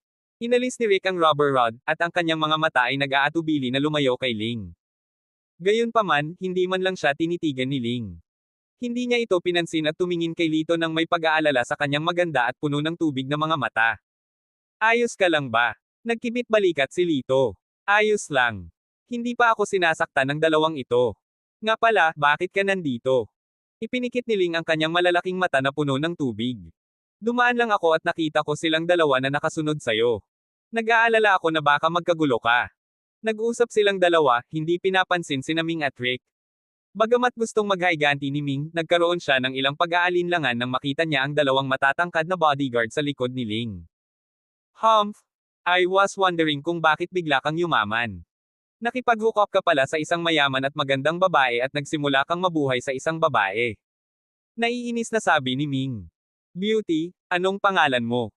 Lumapit si Rick kay Ling at sinabing may katuwaan, ano ang maganda sa kawawang batang ito? Ano ang maibibigay niya sa iyo? Bakit hindi mo ako sundan? Ipinapangako ko sa iyo na maaari mong makuha ang anumang gusto mo. Maaari kang pumili ng anumang diamante o luxury car na gusto mo. Bahagyang kumunat ang noo ni Ling. Naiinis niyang sinulyapan si Rick at galit na sinabi, saan nanggaling ang langaw na ito? Nakakainis. Itapon niyo siya. Oo, miss. Agad namang humakbang ang dalawang bodyguard sa likod niya pagkakuha nila ng order. Tulad ng paghuli ng mga manok, hinawakan nila ang kwelyo ni Rick at inihagis ito ng 10 metro ang layo. Bumagsak si Rick sa matigas na semento na daan ng may kalabog. Sa sobrang sakit ay hindi siya makabangon ng matagal. Itinaas ni Ling ang kanyang mga kilay, at isang bakas ng pagmamataas ang lumitaw sa kanyang maisla na maliit na mukha. Ang kanyang medyo matalas na mga mata ay tumingin kay Ming, na nakatayo sa isang tabi na may matigas na mukha. Si Lito ay kaibigan ko, ako si Ling Morgan. Kung i-provoke mo siya, ibig sabihin ay pinoprovoke mo ako. Tiyak na pahihirapan kita. Si Ming, na dating mayabang, ay namutla sa sandaling ito, na napakaganda. Haha, Miss Morgan, na misunderstood mo ako. Hindi ko siya na-provoke. On the contrary, makikipagkaibigan ako kay Kuya Lito. Tumawa si Ming, na nagpakita ng mapagkunwari ng ngiti. Habang nagsasalita siya, naglabas siya ng imbitasyon sa birthday party at ibinigay kay Lito. Birthday ni Joy the day after tomorrow. You are his nominal fiancé. How can you receive a blessing? Oh, by the way, I heard na may darating mula sa pamilyang Argel. Nang marinig ang salitang, fiancé, bahagyang nagulat si Ling. Nang makita niyang hindi siya pinabulaanan ni Lito, biglang nanlabo ang kanyang mga mata. Hindi napansin ni Lito ang pagbabago sa mood ni Ling. Alam niya na ang imbitasyon ni Ming sa birthday party ay talagang dahil sa kabaitan. Wala siyang interes sa isang walang kabuluhang babae tulad ni Joy. Gayunpaman, nang mabalitaan niyang magpapadala rin ang pamilyang Argel ng mga tao para dumalo sa birthday party, medyo natukso siya. Noon pa man ay gusto na niyang makilala ang mga angkan na tumalikod sa kanilang pamilya. Nang makitang tahimik siya, malungkot na sinabi ni Ming, ano? Hindi ka nangangahas na makita ang pamilyang Argel. Tama. Matapos mag-isip ng ilang sandali, itinaas ni Lito ang kanyang baba at tumingin sa kanya ng may malinaw na tingin. Tatanggapin ko ang imbitasyong ito. Nang marinig ang sagot na ito, ang puso ni Ming ay napuno ng lubos na kaligayahan. Si Lito, ang baliw na ito, sa wakas ay matagumpay na na-provoke. Gayunpaman, hindi niya alam na nakita na ni Lito ang kanyang iniisip, at hindi siya mapakali na ituro ito. Bakit mo siya pinanggikwan? Dapat bang puntahan iyon? Labis na naguguluhan si Ling habang pinagmamasdan niya si Ming at Joy na umaalis ng masigla. Umiling si Lito at walang pakialam na sinabi, syempre may sarili akong dahilan. Sa pagtingin sa kanyang walang malasakit na mukha, isang bakas ng pag-aalinlangan ang lumitaw sa magandang mukha ni Ling. Sa huli, hindi niya napigil ang ibuka ang kanyang bibig. Yung kwintas na binili mo sa auction para sa fiancé mo. Isang kwintas. Inilabas ni Lito ang kwintas mula sa kanyang bulsa, kinalikot ito, at pagkatapos ay ibinigay ito kay Ling. Kung nagustuhan mo, ibibigay ko. Hindi makapaniwala si Ling. Napuno ng saya ang hugis almond niyang mga mata, at bahagyang nakaawang ang kanyang pink na labi. Dahil tinitigan siya ng napakagandang babae ng may pagmamahal, nakaramdam ng hindi komportable si Lito sa lahat. Nagkibit balikat siya at saka nag-cross arm sa likod ng ulo. He took leisurely steps and muttered as he walked, yung fiancé na binanggit mo, hehe, wala akong swerte na ma-enjoy ang ganyang klaseng babae. Dahil kinailangan ng maraming truchi para pinuhin ang gamot, at maaga siyang gumising ngayon para pumunta sa auction house, umuwi si Lito at nahulog sa kama. Maliban sa kanyang ate na humiling sa kanya na bumangon para sa hapunan, siya ay natutulog sa lahat ng oras. Habang inaayos ni Chenner ang mga mangkok at chopstick, tumingin siya sa direksyon ng kwarto na may pag-aalala. Parang wala ka sa mood. Matutulog kapag kauwi mo. Tumingin si Lino sa kanyang anak, na mukhang pagod, at ang kanyang puso ay sumasakit. Buntong hininga, 18 taong gulang pa lang si Lito sa taong ito. Ang isang mas matandang bata na tulad niya ay malamang na mag-aaral sa kolehiyo, ngunit ang iyong kapatid ay walang magawa, kaya natural na masama ang loob niya. Nang marinig ang mga salita ng kanyang ama, si Chenner ay naging mas nag-aalala, at ang kanyang dalisay na maliit na mukha ay kulubot. Ano ang dapat nating gawin? Kung hindi tayo makakapag-aral ng kolehiyo, hindi ito makakabuti sa aking pag-unlad sa hinaharap. Saglit na nag-isip si Lino at sinabi sa mahinang boses, iniisip ko ang problemang ito. Narinig ko na nagsimula ng mag-recruit ng mga estudyante ang Badok University. Hahanap ako ng pagkakataon na makausap ang iyong kapatid at hilingin sa kanya na ibigay sa akin ang kanyang pangalan. Sa sandaling ito, mahimbing na natutulog si Lito at hindi niya narinig ang mga bulong ng kanyang ama at kapatid. Kung narinig niya ito, malamang ay iiling-iling siya at mapait na mapangiti. Matapos matulog ng isang buong gabi, ang katawan ni Lito ay ganap na gumaling. Katatapos lang niyang mag-almusal nang mag-ring ang phone niya. Hello? Sino te? Si Lito Argel ba?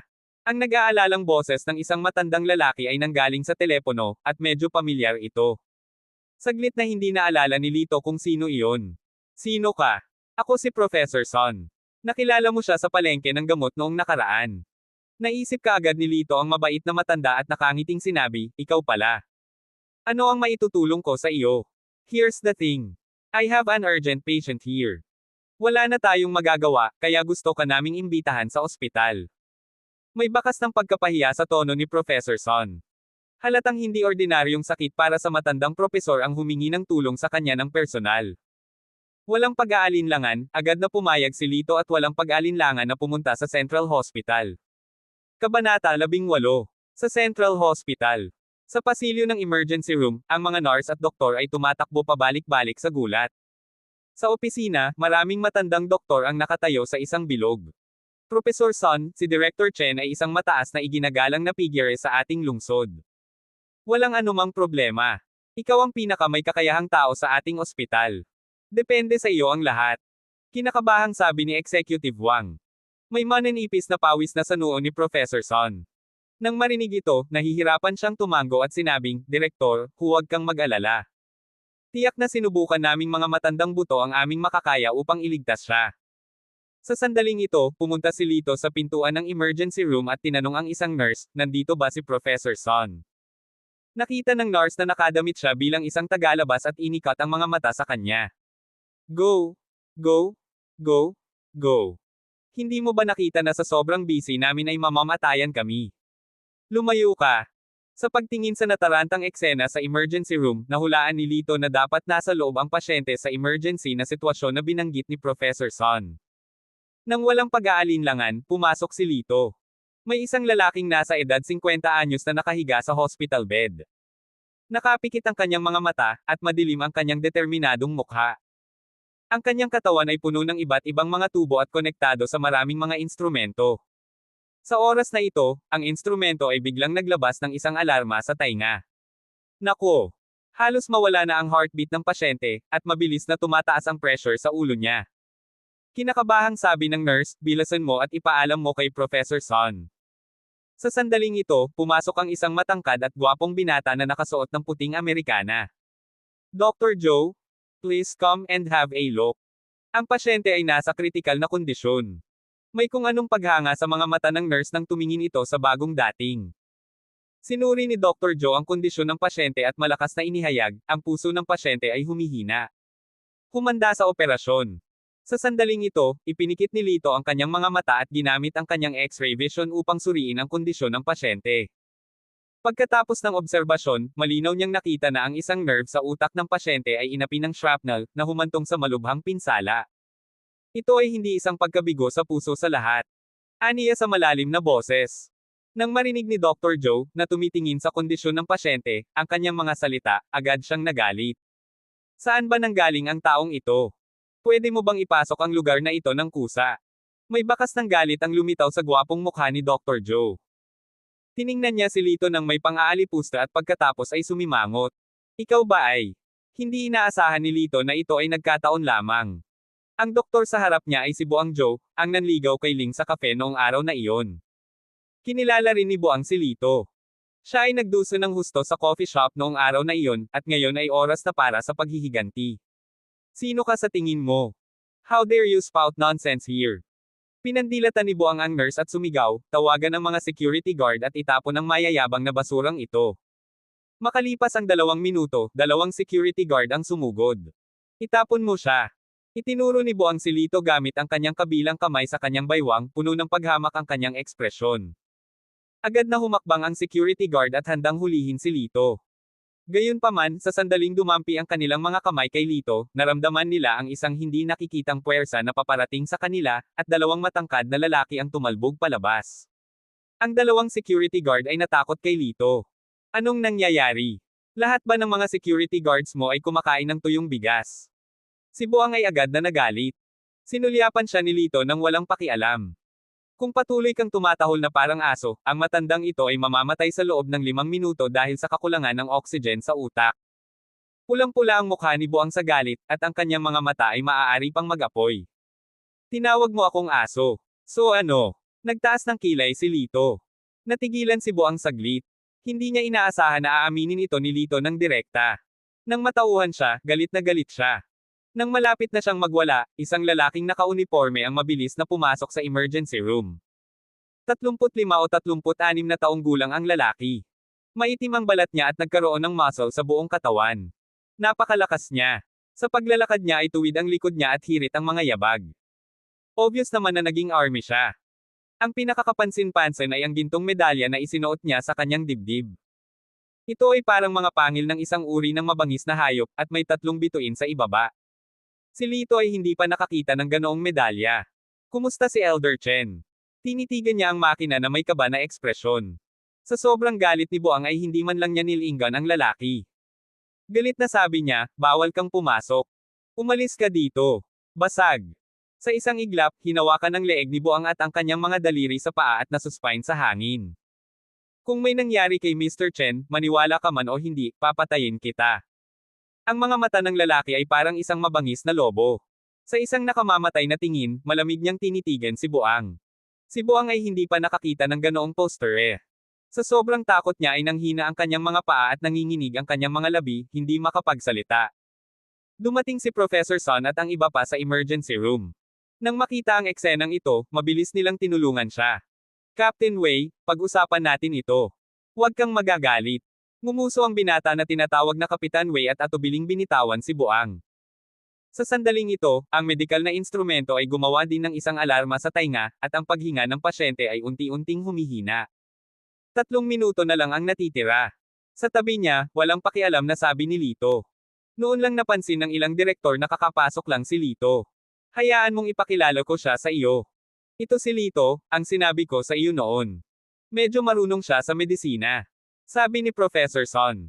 Ang ilang matatandang direktor ay nagpalaki kay Lito, ngunit ang kanilang mga mukha ay puno ng hinala. Hindi naiwasang sabihin ng isa sa kanila, Old Son, hindi naman sa wala kaming tiwala sa iyo. Kaya lang, mukhang 20 years old pa lang si Kuya Argel. Kahit mag-research siya, natatakot ako na limitado ang kakayahan niya.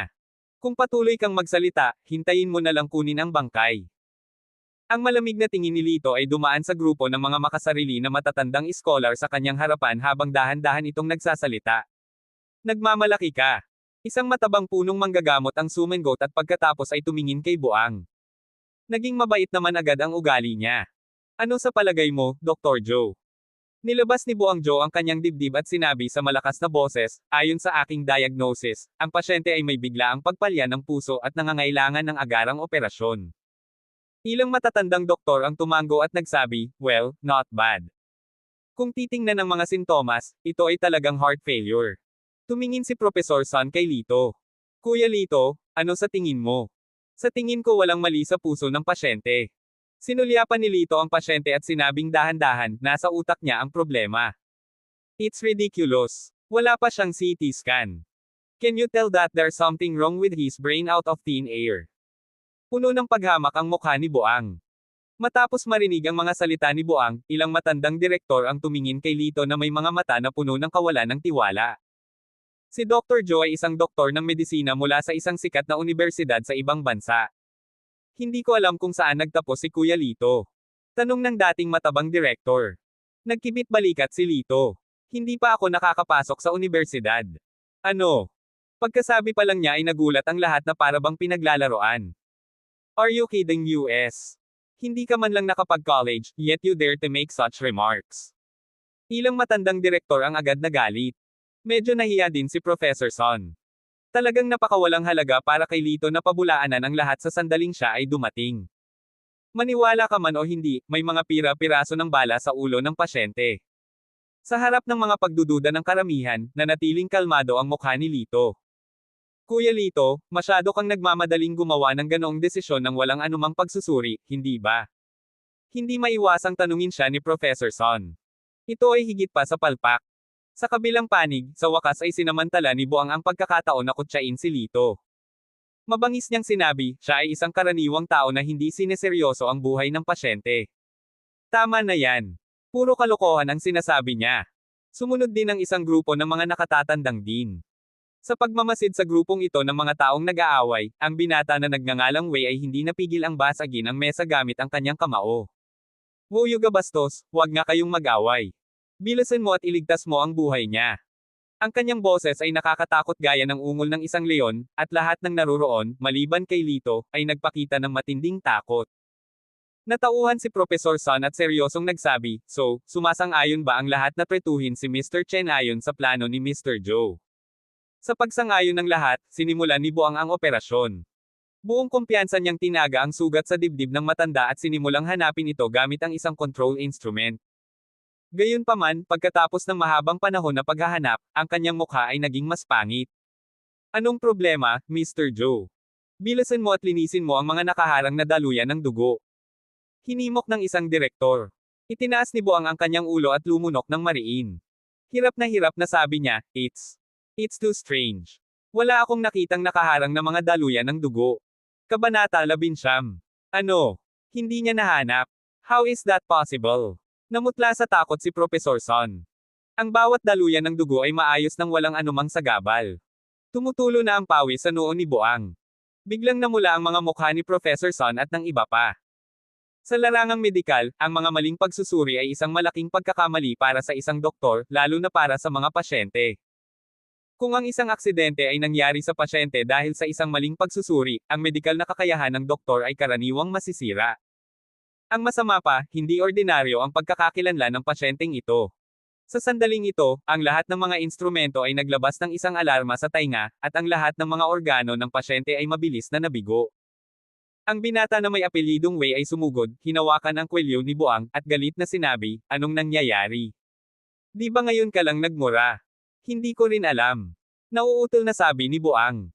Sa sandaling ito, lumingon ang kanyang mga mata at nahulog kay Lito, na matagal nang nanahimik. Kasalanan niya ang lahat. Sinayang niya ang oras ng pagsadjep. Itinuro ni Boang si Lito at sinabing. Malamig na pinapanood ni Lito ang eksenang ito. Sa sandaling ito, bahagyang itinaas niya ang sulok ng kanyang bibig at ibinuka ang kanyang bibig. Anong walang kwenta? Anong sabi mo? Nang marinig ni Boang ang dalawang salitang ito, hindi niya napigilan ang kanyang galit. Sabi ko wala kang kwenta. Hindi mo man lang malutas ang ganoong simpleng problema, pero pinipilit mo pa ring umiwas sa responsibilidad. Biglang nagtaas ng boses si Lito. Nang marinig ito, galit na galit si Boang. Nang malapit na siyang magwala, bigla siyang nakaisip ng ideya. Nagsasalita ka na parang kaya mong gamutin. Natatakot ako na hindi man lang kumuha ng scalpel ang isang walang kwentang katulad mo. Ngumiti siya ng nakakaloko. Paano kung gamutin ko? Sinulyapan siya ni Lito nang walang pakialam. Sa iyo lang. Puno ng paghamak ang mukha ni Boang. Kung mapapagaling mo siya, 3 beses akong susuko sa harap ng maraming tao. After a pause, biglang naging mabangis ang mga mata niya. Ngunit kung nabigo ka, kailangan mong tanggapin ang buong responsibilidad. Napangiti si Wei. Nais pala nitong humanap ng scapegoat ang lalaking ito. Kumunat ang noo ni Professor Son. Sa datos ng pasyente, tila wala na siyang magagawa. Nang pipigilan na niya sila, ibinuka ni Lito ang kanyang bibig. Okay, remember what you said. Make 3 noises, and don't miss a single. Nang matapos siyang magsalita ay naglabas na siya ng silver needle na parang hintuturo ng isang matanda. Matapos maalis ang lason ay ipinasok niya ito sa ulo ng pasyente at muntik na itong ibulusok sa kanyang ulo. Nang makita ito, namutla ang lahat sa takot. Hoy, brat, huwag kang magulo. Ang mga direktor ay hindi pa nakakita ng ganoong pagtrato noon, kaya mabilis nila siyang pinigilan. Ang mukha ng binata na pinangalan ng Wei ay mapotla, at ang kanyang kanang kamay ay hindi namamalayan na lumipat sa kanyang baywang. Kung ang batang ito ay maglakas loob na kitilin ang buhay ni Elder Chen, hindi siya magdadalawang isip na barilin siya. Humph! Bastos! Wait to die! Ang mga labi ni Buang ay pumulupot sa isang nakakatakot na ngiti. Walang pakialam si Lito sa reaksyon ng mga taong ito. Itinuon niya ang kanyang atensyon at nag-inject ng stream ng true chi sa utak ng pasyente kasama ang silver needle. Sa isang iglap, naging pulbos ang mga pira-piraso ng bala sa utak ng pasyente. Break! Sigaw ni Lito at agad na inilabas ang mga pilak na karayom. Kasama ang mga pilak na karayom, mayroong hindi mabilang na magagandang bagay na metal. Ang true chi na itinurok ni Lito sa utak ng matanda ay mabilis na nagpainit sa mga nasirang meridian ng matanda. Sa loob lamang ng ilang segundo, ang lahat ng mga instrumento ay huminto sa alarma, at lahat ng mga pisikal na tagapagpahiwatig ng matanda ay bumalik sa normal. Si Professor Son at ang iba ay parang nakakita ng multo. Ibinuko nila ang kanilang mga bibig at hindi ito maisara ng matagal. Paano ito posible? Inihagis ni Wei ang shrapnel sa plato at sinulyapan ang matatandang lalaki na natulala. Ang shrapnel na ito ay nandoon ng hindi bababa sa 20 taon. Hindi nito pinigilan ang nerbiyos noon, ngunit ngayon ay biglang inilipat ang posisyon nito at pinahirapan ang ugat, na humantong sa sakit. Sumugod ang binata na nagngangalang Wei para tingnan ang kalagayan ng pasyente. Matagal nang natulala si Buang. Matagal nang nalampasan ng mga aksyon ni Lito ang saklaw ng kanyang mga medikal na kakayahan. Hindi siya makapaniwala na siya, isang doktor na bumalik mula sa ibang bansa, ay hindi kayang ikumpara sa isang batang hindi pa nakapag-aral ng kolehiyo. Ano pang hinihintay mo? Dumating si Lito sa harap ni Buang na may malamig na kislap sa kanyang itim na mga mata. Kung maibot ng 2 beses ang bibig ni Buang, at itinanggi niya, imposible iyon. Nagkataon lang talaga. Hindi pa ako nakakita ng ganitong uri ng teknolohiya. Marami ka pa ring hindi nakikita. So gusto mong bumalik sa sinabi mo. Malamig na sabi ni Lito, isang pahiwatig ng panganib na kumikislap sa kanyang mga mata. Sa sandaling iyon, si Buang ay tila nasa isang ice cellar, at ang kanyang buong katawan ay nanlamig. Mabilis niyang nilingon si Direk Wang, na bahagyang naubo nang makita ito. Ahem, Kuya Lito, hindi pa namin narinig ang paraan ng paggagamot mo. Paano mo ako nasusuklian? Ngumisi si Lito. Ano ang ibig mong sabihin sa bullet fragment na ito? Siguro inihanda mo ito ng maaga, sabi ni Din Wang. Nang marinig iyon, nagsimula na ring magduda ang ibang mga doktor. Tama. I've been a doctor for so many years, but I've never seen someone who can take out something from his body without a knife. Medyo nagalit si Professor Son. Kitang-kita mo na si Kuya Lito ang naglabas ng bala. Paano mo imulat ang iyong mga mata at magsalita ng walang kaparerekon? Ngumisi si Buang. Sino ang nagsisinungaling? Professor Son, ang tatay ko ang vice director ng ospital. Sino sa tingin mo ang paniniwalaan niya? Ikaw. Pinandilatan ni Professor Son ang ambisyosong Buang, ngunit wala siyang magagawa. Nang sila ay nasa isang pagkapatas, isang malakas na boses ang dumating. Oo, may mga shrapnel sa ulo ni Mr. Chen. Nagulat ang lahat at bumaling ang kanilang mga mata kay Kapitan Wei. Nangyari iyon 30 taon na ang nakalipas. Sa mundong ito, kami lang ni Elder Chen ang nakakaalam. Kuya, paano mo nalaman iyon? Matapos marinig ang kanyang mga salita, ang ilang mga direktor ay tumingin kay Lito na may mas gulat. Napayuko silang lahat, kunwari hindi nila sinabi ang kanilang sinabi. Luluhod ka ba, o tutulungan kita? Mas mabuting lumuhad ka mag-isa, dahil hindi ko alam ang kahihinatnan. Dahan daw ang lumapit si Wei kay Buang. Hindi ko maintindihan ang sinasabi mo. Baka sa mukha niya ang malungkot na ekspresyon. Lumapit si Kapitan Wei at sinabing, maaari akong magpatotoo para sa nakababatang kapatid na ito. Nakipagpustahan ka. Kung mapapagaling niya si Mr. Chen, dapat kang lumuhad at yumuko sa kanya ng 3 beses. Ginawa ito ng nakababatang kapatid. Bilang lalaki, dapat mong tuparin ang iyong salita. Gusto mo lumuhad ako. Mangarap ka. Malungkot ang mukha ni Buang. Tumalikod na siya at aalis na sana. Isang malamig na kislap ang sumilay sa mga singkit na mata ni Lito. Mukhang kailangan ko ng tulong mo. Habang nagsasalita siya, nagpaputok siya ng 2 pilak na karayom na kasing bilis ng kidlat. Naramdaman ni Buang ang matinding pananakit ng kanyang tuhod at napaluhod siya ng may kabog. Nang makitang ang kabilang partido ay nasa sobrang sakit na siya ay umiiyak, si Lito ay pumalakpak sa kanyang mga kamay bilang kasiyahan. Matagal na kitang binalaan na hindi ko alam kung ano ang mabuti para sa akin, kaya kailangan kong gawin ito sa aking sarili. Malinaw na nakita ni Kapitan Wei ang kilos ni Lito, at bakas ng pagkagulat ang sumilay sa mga mata ng huli. Mabilis, tumpak, at walang awa. Sigurado siyang hindi mas mababa sa kanya ang husay ng binatang ito. Pagkatapos noon, pinabalik si Director Chen sa Special Class Ward. Makalipas ang kalahating oras, nagising siya. Little brother, nabalitaan ko na ikaw ang nagligtas sa akin. Utang ko sa iyo ang isang buhay. Kung makatagpo ka ng anumang problema sa hinaharap, basta't sinabi mo, ako, si Jun Chen, ay tiyak na hindi tatanggi. Hinawakan ni Jun ang kamay ni Lito at nagpasalamat. Ngumiti si Lito at sinabing, masyado kang mabait, Ginoo. Isang pirasong cake lang ito. Namilog ang mata ng ilang matandang direktor sa gilid. Magaling talaga siyang magpanggap. Ang casual na pag-angat ng kamay niya ay parang walang kwenta. Kabanata 20. Nang makitang maayos na ang katawan ni Director Chen, tahimik na nagplano si Lito na umalis. Kuya Lito, ingat ka. Mabilis na sinundan siya ni Professor Son at humihingi ng tawad, I'm so sorry about Dr. Joe. Anak siya ng Vice Director.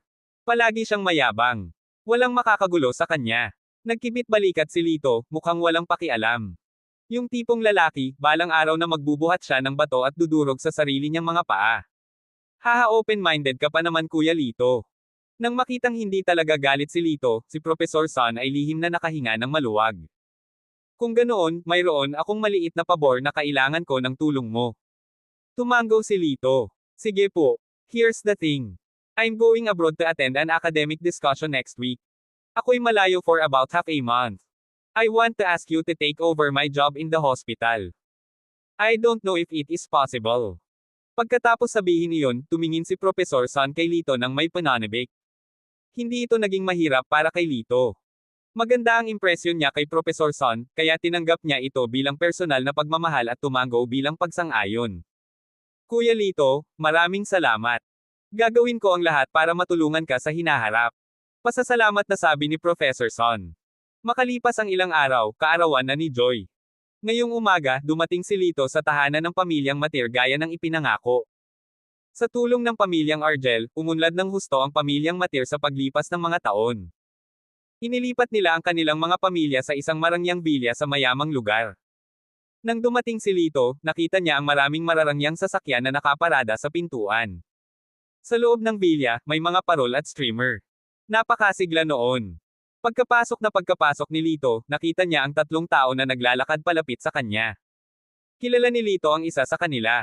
Si Chong iyon, na paulit-ulit na naghahanap ng problema. Mayroon ding isang lalaki at isang babae, na mga 20 taong gulang at magkamukha. Kuya lang, si Joy ay fiancé ni Lito. Sa tingin mo ba iimbitahan siya? Sinundan ni Chong ang binata na may nakakaakit na tingin sa kanyang mukha. Naunawaan kaagad ni Lito. Ang lalaking ito na tinatawag na kapatid na lang ay walang iba kundi ang mga elder ng pamilyang Argel na naghanda upang palitan ang kanyang bagong tagapagmana, silang Argel. Ang babaeng katabi niya, na medyo katulad niya, ay malamang na ang kanyang biological na kapatid na babae, si May Argel, na may mabangis na karakter. Humph, paanong ang isang kagandahang tulad ni Joy ay mahilig sa walang kabuluhang iyon? Agad na lumitaw ang isang hitsura ng pang-aalipuste sa makatarungan at gwapong mukha nilang. Baka matagal na niyang sinira ang engagement. That little good for nothing is so down and out. Sinong babae ang handang sumunod sa kanya?